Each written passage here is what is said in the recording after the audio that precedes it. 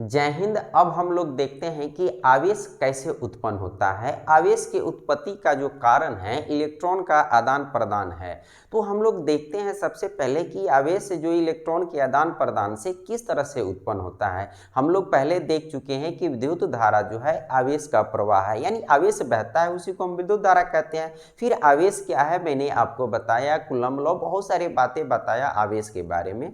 अब मैं बताता हूं कि ये आवेश आखिर उत्पन्न होता कैसे है, किसी पदार्थ में प्राकृतिक रूप में उदासीन होता है क्यों, और किसी पदार्थ में आवेश कैसे उत्पन्न हो जाता है। इन सारी बातों को हम लोग यहाँ पर देखते हैं। तो उदाहरण के तौर पे अगर हम लोग ले एक कोई भी पदार्थ ले लेते हैं, जैसे हम Na, जिसको हम लोग क्या कहते हैं, सोडियम। ठीक है ना, ये क्या है हमारे पास, सोडियम है। ठीक है ना, सोडियम एक धातु है, आप जानते हैं। इसका परमाणु संख्या जो होता है, एटॉमिक नंबर जो होता है वो 11 होता है। अब 11 एटॉमिक नंबर है, इसका मतलब क्या है कि नंबर ऑफ इलेक्ट्रॉन्स, ठीक है ना, नंबर ऑफ इलेक्ट्रॉन्स कितने होंगे, 11। नंबर ऑफ प्रोटॉन्स कितने होंगे, 11 होंगे। और नंबर ऑफ क्या कहते हैं, न्यूट्रॉन्स, ठीक है ना, नंबर ऑफ न्यूट्रॉन्स कितने हो जाएंगे, 12 हो जाते हैं। तो आप जानते हैं कि कोई भी पदार्थ जो होता है उसका 3 फंडामेंटल पार्टिकल्स होता है, 3 मौलिक कण होता है। और वो 3 मौलिक कण जो होते हैं, आप जानते हैं ना, गांधी जी के 3 बंदर, तो उसी तरह से आप पदार्थ के 3 कण, कौन, इलेक्ट्रॉन, प्रोटॉन, न्यूट्रॉन। अब उसी तरह से इलेक्ट्रॉन और प्रोटॉन जो होता है, तो आपको इलेक्ट्रॉन को देखना होगा कि यह ऋणावेशित होता है, प्रोटॉन को देखना होगा यह धनावेशित होता है, और न्यूट्रॉन होता है वो उदासीन होता है। ठीक है ना, न्यूट्रॉन पर कोई आवेश नहीं होता है। तो अगर हम लोग यह देखें कि पदार्थ कोई है, यानी कोई तत्व है, वह उसमें आवेश कैसे उत्पन्न होता है, तो उससे पहले हम लोग को यह समझना पड़ेगा कि वो पदार्थ का मौलिक कण कौन कौन से होता है। इलेक्ट्रॉन, प्रोटॉन, न्यूट्रॉन होता है। और उस पदार्थ का जो आवेश है इस बात पर निर्भर करता है कि उस पदार्थ में कौन कौन कण कितनी मात्रा में है। तो इलेक्ट्रॉन, प्रोटॉन और न्यूट्रॉन की मात्रा पर ही उस पदार्थ के आवेश का मान निर्भर करता है। तो हम लोग को देखना पड़ेगा इलेक्ट्रॉन और प्रोटॉन की संख्या और उससे का आवेश कितना है, और उससे पदार्थ का हम लोग कुल आवेश कैलकुलेट करेंगे। तो अब अगर हम लोग देखते हैं कि ये सोडियम एक परमाणु है, सोडियम एक एटम है, एक हमने उदाहरण के तौर पर लिया, और इसका एटॉमिक नंबर, परमाणु संख्या आप सभी जानते हैं कितना होता है, परमाणु संख्या 11 होता है। तो परमाणु संख्या नंबर, एटॉमिक नंबर क्या होता है, नंबर ऑफ इलेक्ट्रॉन्स या नंबर ऑफ प्रोटॉन्स।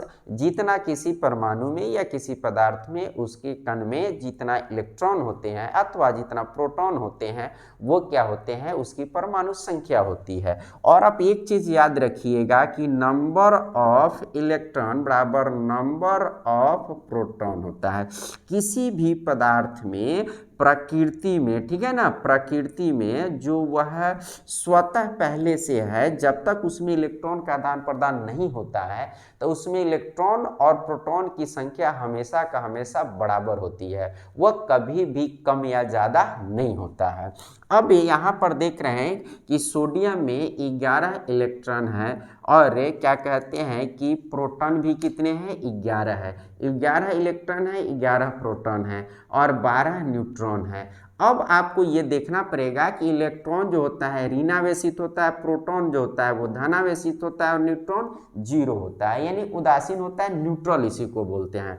अब ये हम अगर देखते हैं को, अगर एक सोडियम का अगर हम लोग देखें कि इसमें कुल कितना आवेश है, तो अगर हम लोग निकालने की कोशिश करें कि कुल आवेश, अगर सोडियम परमाणु का हम लोग कुल आवेश अगर देखने की कोशिश करें, तो यहाँ देखेंगे क्या कि 11 माइनस है, यानी इलेक्ट्रॉन 11 है तो 11 माइनस है, और 11 प्रोटॉन है तो 11 प्लस है, और ये 11 माइनस 11 प्लस ये दोनों मिलकर कितना हो गया, 0, और ये पहले से 0 है, तो ये कितने होंगे, 0 हो गए। तो ये हमारा कुल आवेश जो हो गया किसका, हमारा सोडियम का कितना हो गया, शून्य हो गया। कैसे शून्य हो गया, क्योंकि इसका एटॉमिक नंबर 11 है, अर्थात इसमें 11 प्रोटॉन होंगे, 11 न्यूट्रॉन होंगे, और 11 प्रोटॉन अर्थात 11 माइनस है, यानी 11 रुपये आपका कर्ज है, और प्लस प्रोटॉन अर्थात 11 प्लस है अर्थात 11 रुपये है, यानी 11 माइनस देना है किसी को और 11 आपके पास है, तो क्या होगा, नेट वैल्यू क्या होगा, 0। और ये न्यूट्रॉन तो पहले से 0 है ही, तो कुल आवेश क्या हो गया, शून्य हो गया। इसी शून्य को हम लोग कहते हैं, क्या कहते हैं, उदासीन। विज्ञान की भाषा में क्या कहते हैं, उदासीन, न्यूट्रल कहते हैं, ठीक है ना, उदासीन कहते हैं। तो आपको यह समझ में आ गया होगा कि कोई भी परमाणु विद्युततः इलेक्ट्रिकली उदासीन, न्यूट्रल क्यों होता है। तो प्रकृति में जो भी पदार्थ पाए जाते हैं, जो भी परमाणु पाए जाते हैं, वह विद्युततः उदासीन होता है, अर्थात यह सोडियम होता है या कोई भी तत्व, एल्युमिनियम या कुछ भी आप देखते हैं ना, उस सब का जो कुल आवेश होता है वह शून्य होता है। अब हमारा यहाँ पर आवेश शून्य है, ये हम जान गए। अब यह जानने की कोशिश करते हैं कि यह शून्य जो आवेश है, अब ये किस तरह से प्लस अथवा माइनस में बदलने का काम करेगा। अब हम यहाँ पर क्या करते हैं, सो देखने की कोशिश करते हैं।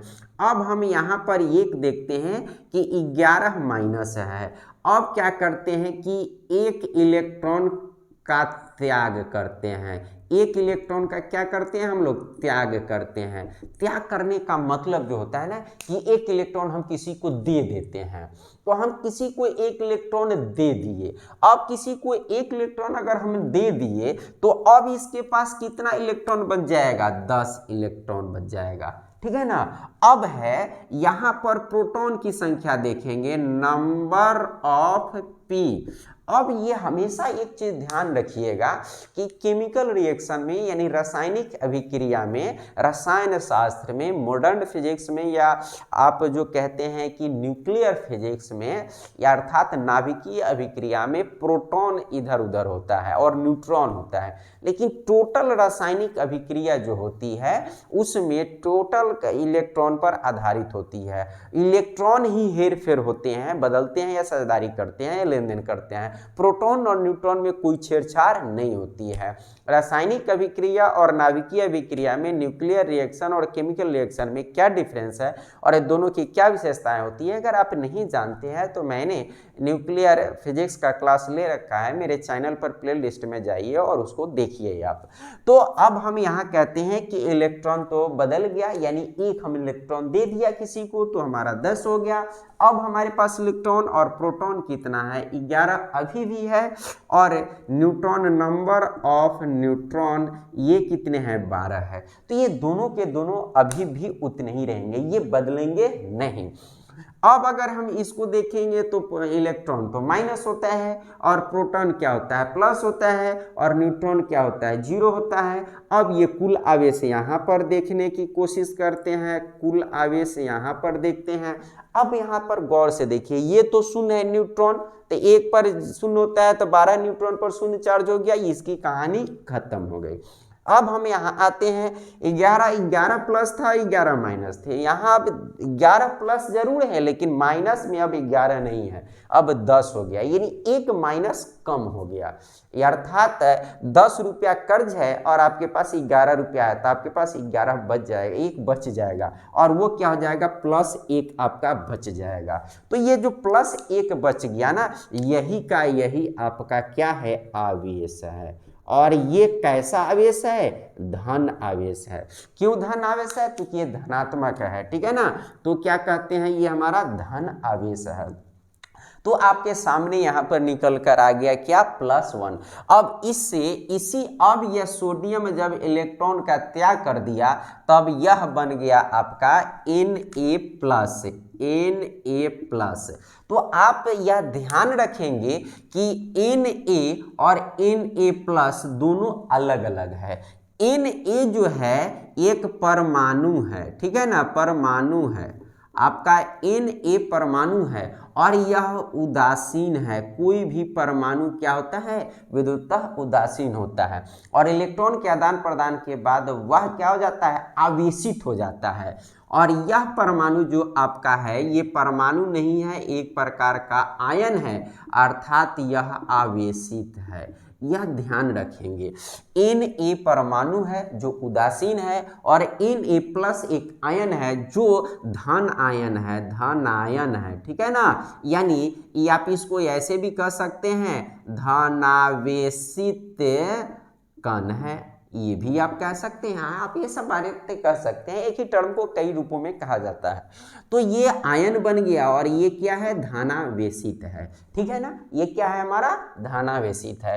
तो आप अच्छी तरह से समझ गए कि सोडियम से जब एक इलेक्ट्रॉन निकल गया तो ये धनायन बन गया, तो ये धनावेशित हो गया, यानी ये धन आयन है, इस पर आवेश जो है वो पॉजिटिव चढ़ गया, यानी आवेश उत्पन्न हो गया, तो ये आवेशित कण हो गया। और ये क्या है हमारा, उदासीन कण है, और इसी आवेश को हम लोग अगर बढ़ा देते हैं तो क्या हो जाता है, विद्युत धारा। अब ये कहिएगा कि सोडियम आवेश को बढ़ाते हैं क्या, नहीं, हर जगह पर अलग अलग बातें आती है, लेकिन कंसेप्ट में बता रहा हूँ, ये मूल बातें समझिए। अब ये कि ऋण आवेश को समझ लेते हैं, ठीक है ना, इलेक्ट्रॉन को। अब अगर हम यहाँ पर ले लेते हैं, एक हम लोग क्या कर लेते हैं कि एल्युमिनियम को ले लेते हैं, ठीक है ना, एल्युमिनियम ले लेते हैं, ठीक है, या क्लोरीन हम लोग ले लेते हैं, ठीक है ना, क्लोरीन ले लेते हैं। क्लोरीन का एटॉमिक नंबर कितना होता है, 17 होता है। क्लोरीन का एटॉमिक नंबर कितना होता है, 17 होता है, आप जानते हैं। तो क्लोरीन का एटॉमिक नंबर 17 होता है, तो नंबर ऑफ इलेक्ट्रॉन कितने होंगे, 17। नंबर ऑफ प्रोटॉन कितने होंगे, तो वो भी 17। क्यों, क्योंकि मैंने यहाँ बताया है ना, नंबर ऑफ इलेक्ट्रॉन बराबर number of proton always equal, वो हमेशा बराबर होता है, वो कभी भी कम या ज्यादा नहीं होता है वो। अब है नंबर ऑफ न्यूट्रॉन, तो ये हमारा 18 होता है। अब इसकी चार्ज की अगर हम बात करें तो आप जानते हैं कि इलेक्ट्रॉन जो होता है वो ऋणावेशित होता है, ये माइनस होगा, और प्रोटॉन क्या हो जाएगा, प्लस हो जाएगा, और न्यूट्रॉन क्या हो जाएगा, 0 हो जाएगा। अब इसको हम जोड़ेंगे, अब इसका कुल आवेश देखेंगे, कुल आवेश अगर हम लोग देखें तो इसका कुल आवेश देखने की कोशिश करेंगे तो यहाँ पर देखेंगे क्या, कि देखेंगे कि 17 माइनस है, 17 प्लस है, अर्थात जितने कर्ज है उतने हमारे पास है, तो ले देकर बराबर, ठीक है ना, खा पी कर बराबर कर दिए, ठीक है ना। तो ये 17 है और ये क्या है, 17 है, ठीक है ना। हम इंसान जो लोग हैं ना वो देखते हैं अक्सर कि ये बहुत सारे परिवार होते हैं जिसमें कमाने वाले क्या होते हैं, एक व्यक्ति होते हैं, और वो जितना कमाते हैं बाकी सब मिलकर खा पी कर बराबर कर देते हैं, यानी जितना कमाया उतना खाया, यानी जितना प्लस उतना माइनस ले देकर बराबर, ठीक है ना। और जो समझदार होते हैं ना वो 5 रुपये कमाते हैं तो उसमें से 3 रुपये खर्च करते हैं और 2 रुपये बचा लेते हैं, तो जो 2 रुपये बचाते हैं ना वही सेविंग होती है और उसी से परिवार आगे चलता है। गरीब और कमजोर परिवारों में एक ही चीज़ें होती है कि सेविंग नहीं होती है, और वो सेविंग की न होने की वजह से जब भी उस परिवार में कभी कोई विपत्ति आती है तो परिवार फिर रोड पर आ जाता है, क्योंकि सेविंग नहीं है, लाइफ सिक्योरिटी नहीं है।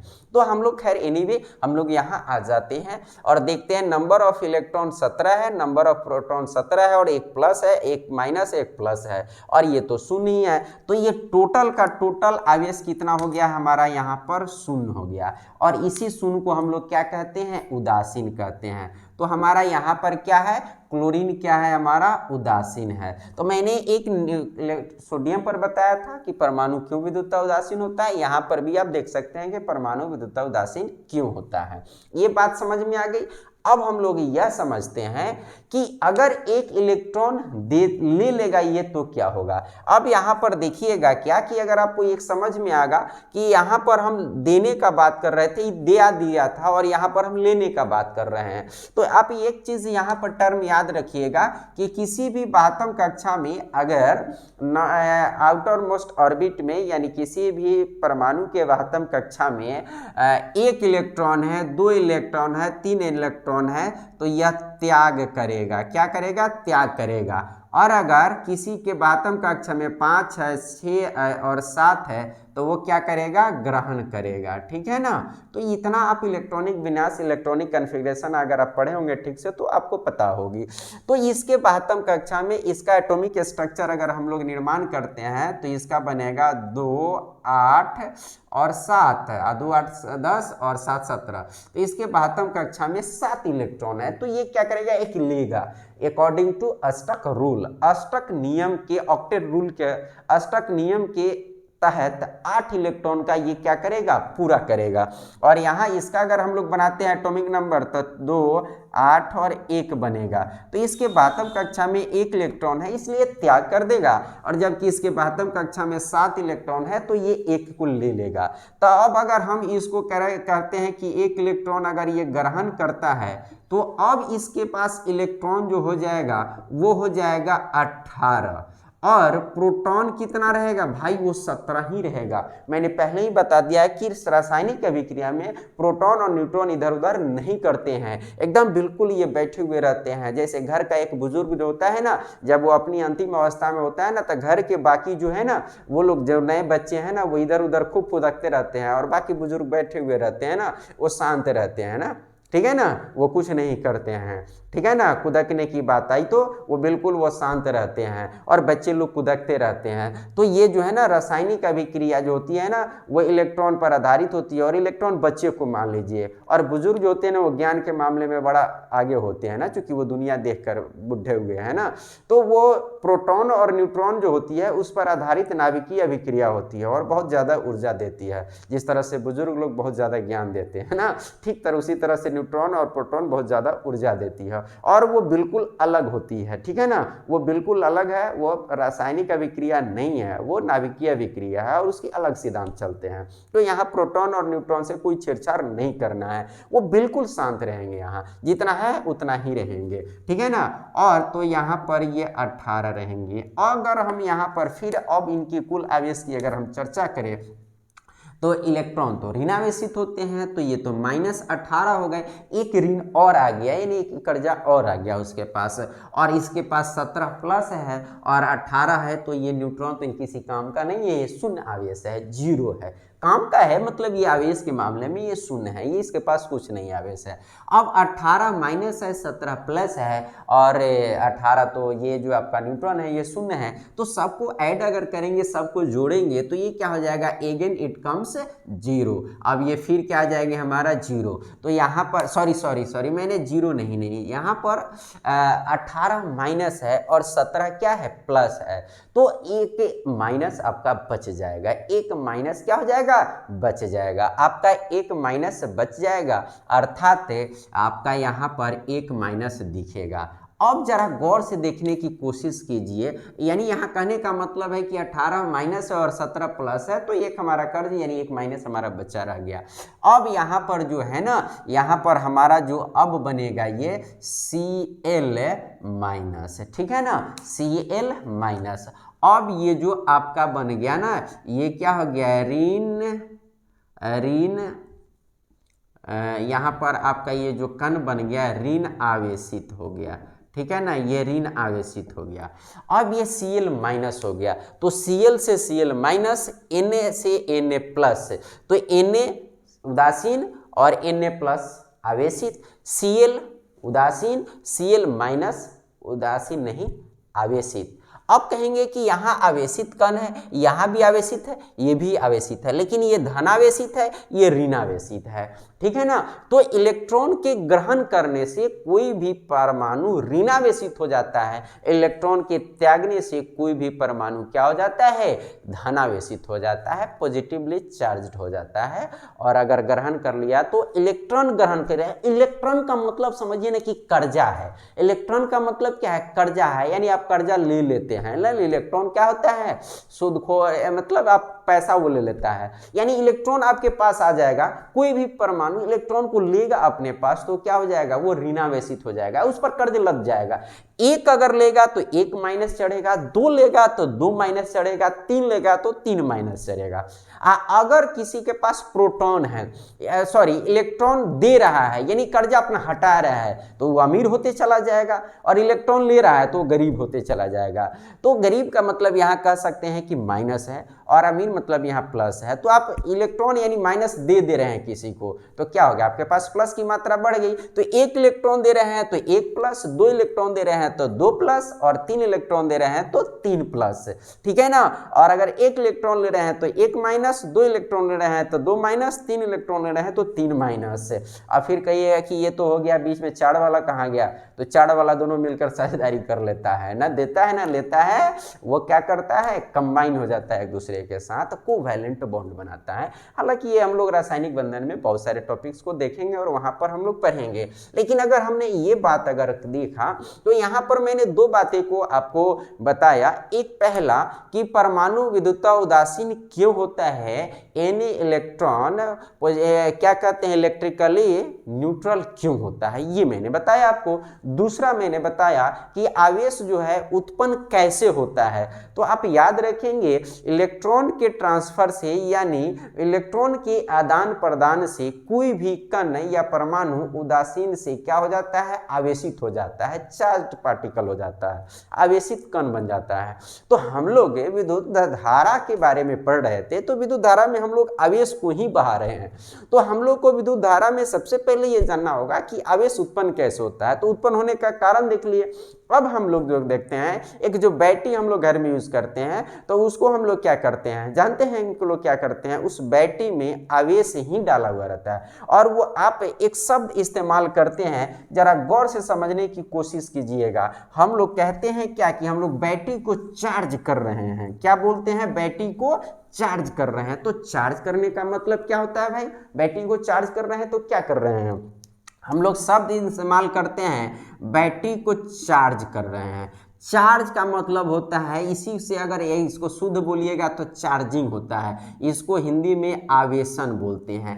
एक्चुअली क्या करते हैं कि आप अगर एक बैटरी है ना, इस बैटरी में दो आपका क्या है, इलेक्ट्रोड है, यानी आपका एक कैथोड है और एक एनोड है, ठीक है, यानी एक माइनस और एक प्लस ध्रुव है, दो पोल है इसके, ठीक है ना।